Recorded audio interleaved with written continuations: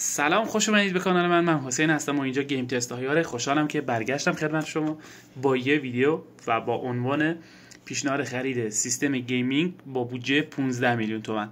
خب بچه‌ها بدون حرف اضافی بریم داخل سایت، داخل کروم و سایت ها رو یه بررسی بکنیم، ببینیم سی پی یو، گرافیک، رم و SSD چی میتونیم بگیریم و با 15 تومن چه کیسی برای خودمون اسمبل کنیم. این سیستم پیشنهادی من قطعات رو از قبل انتخاب کردم و خب اینجا داخل مرورگر با هم میریم قیمت قطعات رو لایو نگاه میکنیم و شما خودتون بیشتر بگردید شاید بتونید 100-200 تومن قیمت هر قطعه رو پایین‌تر هم گیر بیارید. و اینکه مدل ویدیوهای من اینطوریه که با هم میریم مستقیم داخل کروم و نگاه میکنیم ببینیم چه قطعاتی به درد ما میخورن.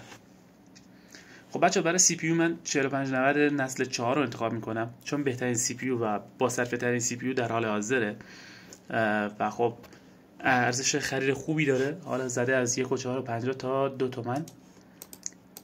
بریم ببینیم 1.450 کدومه. 100% که دست دوه و خب 1.450 میشه پس پیدا کرد بچه سی پی یو رو. ما حالا اکثرا 1.700 گذاشته بچه، ما 1.600 براش در نظر میگیریم و دست 2 و صفرش فرق نداره، مطمئنا اینا هم صفر هستن بچه ها. برای برد هم ما چی میگیریم؟ خریده برد H81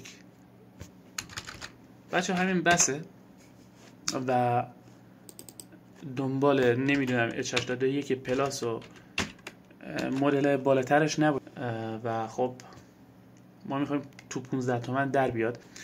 و خب بچه ها میبینید H81 از 1.900 هست. ببینیم این چیه. 1.900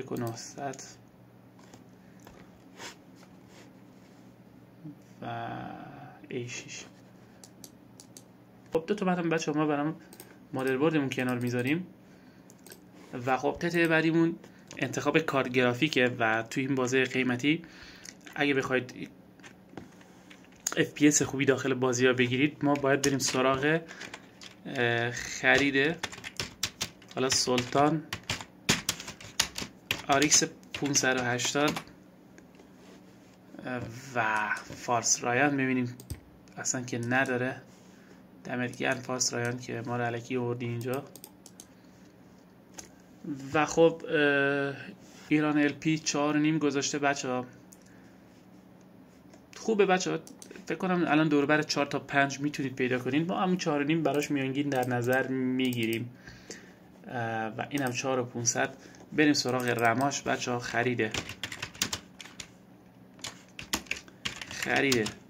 رم 8 گیگ 1600. خب بچه ها 600 تومن 1.200 برای جفت 8 گیگا در نظر میگیریم بچه ها، شد 9,300,000 تومن. و خب یه برای پاور استوک من یه جا پیدا کرده بودم، حالا ببینم شهر کامپیوتر رو سرچ کنم.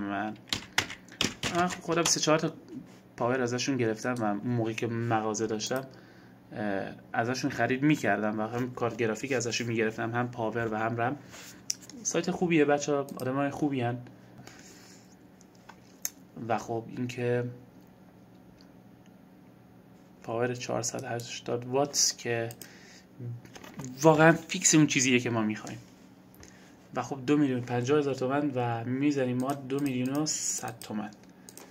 و میبینید تمیز و سالم بدون تعمیر، پیچ پلمب دارای کانکتور برق 6 به اضافه 2 همون 8 پین گرافیک. خب بچه اینم از پاورمون و خب الان شده 11,400. ما یه دونه فن سی پی یو هم میخوایم. خرید فن سی پی یو 1150. ببینیم تو رو با قیمتاشو به نگاه. فکر نکنم 150-200 تومن بیشتر باشه. بله همون دوره برای خب برای 200 تومن در نظر میگیریم بچه ها. و خب الان بودجه‌مون شده 11,600,000 تومن و الان واقعا وضعمون خوبه. میتونیم بریم یه SSD هم انتخاب کنیم. شما اگه بخواید یک کیس معمولی بگیرید صفر شد، قیمتشون دور و بر 1.5 اینا در میاد و خب ما اگه اینو 1.5 کنیم میشه 13,100,000 تومان. خب بعد هنوزم 1,900 برای SSD مون باقی میمونه. رسیدیم به بخش SSD. خب سه تا گزینه داریم بچه اینجا، ایکس انرژی 480 گیگ و وسترن دیجیتال 480 گیگ با MSI 480 گیگ. خب بچه اگه برندم باشه من واقعا MSI ترجیح میدم با قیمت 2500 و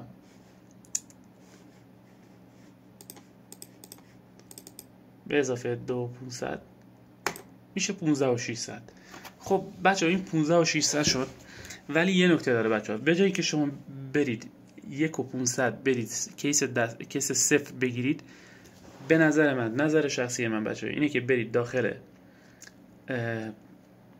مغازه ها بگردید یک کیس دسته 2 500 تومانی بگیرید، چون واقعا 1.5 ارزش خرید کیس معمولی نداره. با اون 1 تومن باقیش چیکار کنید بچه ها؟ خب صرف خریدتون رو از 480 گیگ SSD ارتقا بدید به 1 ترا و خب شما بازم با همون 15 تومن میتونید یه سیستم بگیرید با 1 ترا هارد و خب واقعا ارزش خرید زیادی داره و شما میتونید اکثر بازی ها رو انجام بدید و من بچه ها لینک تست این ستاپ رو براتون توی دیسکریپشن میذارم و حتما نگاه کنید ببینید تو بازی ها چه FPSی خواهید گرفت و امیدوارم که از این ویدیو خوشتون اومده باشه بچه‌ها. منو لایک و سابسکرایب کنید و ممنون میشم بچه‌ها. حمایتتون واقعا برام ارزش زیادی داره و خیلی دوستتون دارم. خداحافظ.